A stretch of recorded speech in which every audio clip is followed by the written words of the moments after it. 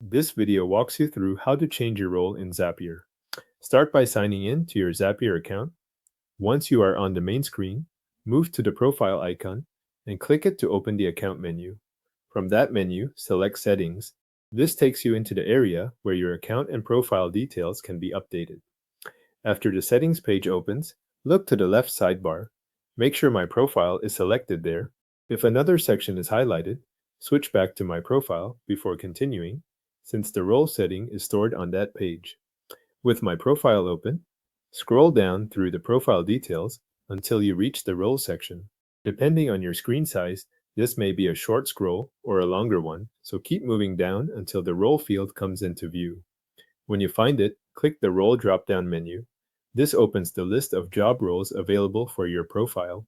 The list is meant to reflect the kind of work you do, so take a moment to look through the available options before making a selection.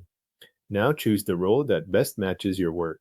You might see options such as business owner, engineering, marketing and marketing ops, IT, sales ops, data science, or another role offered in the menu. Select the one that fits your current responsibilities most closely.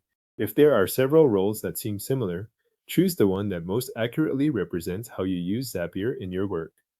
After you click your choice, look back at the role field to review the selection. Make sure the role you pick now appears there.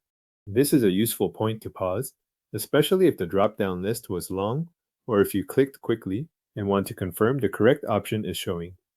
Once the role looks correct, scroll to the bottom of the profile page, find the Save button, and click it to update your profile. This step is important since your selection will not be applied until the change is saved. After saving, confirm that the update went through. You can do this by refreshing the page or by reopening your profile and checking the role field again. If the new role still appears, the update has been saved successfully. If you do not see the change, return to the role menu, select the correct option again, and save one more time. Your Zapier profile role is now updated and saved.